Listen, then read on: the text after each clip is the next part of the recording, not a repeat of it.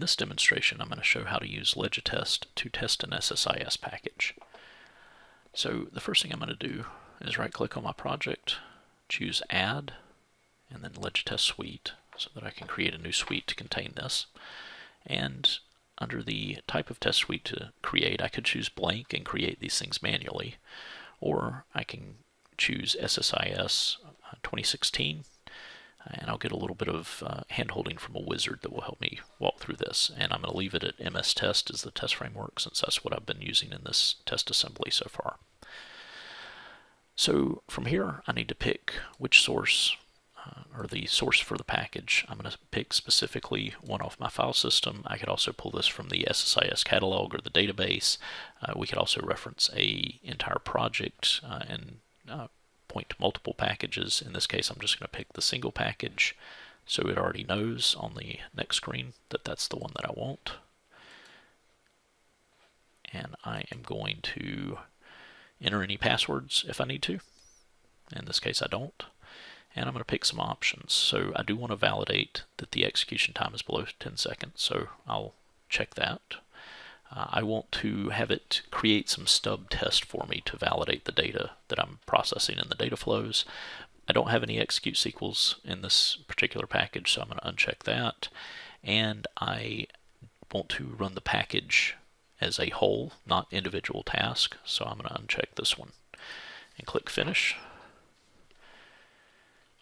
And this is going to create a new test suite for me, test suite 1. And as you can see, it's already filled it out with quite a few pieces of information about the package. So the couple of things that I do need to change here. We have this expected connection. You'll notice there's no value for that. So I'm going to grab my expected connection string. I'm going to paste that in. So this points to my source database for the package. And then I'm going to go to the actual connection, and I'm going to paste in the connection string, but change the database that it's referencing to my data warehouse. So those are both configured now.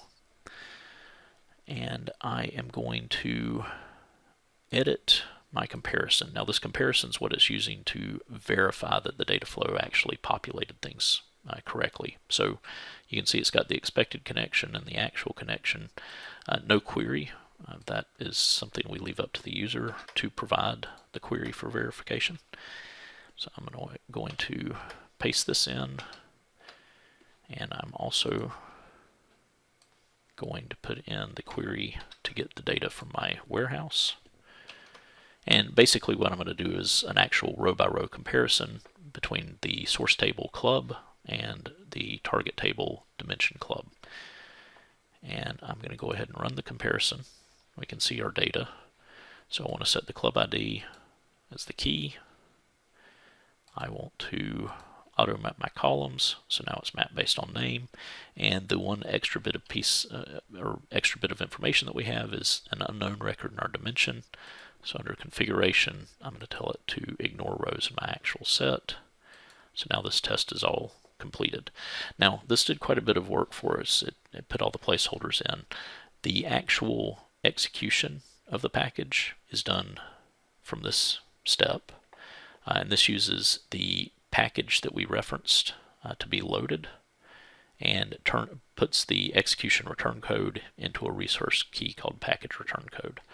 Now the package asset is actually stored under this package reference, and this is what actually contains the reference to the package that we set up earlier.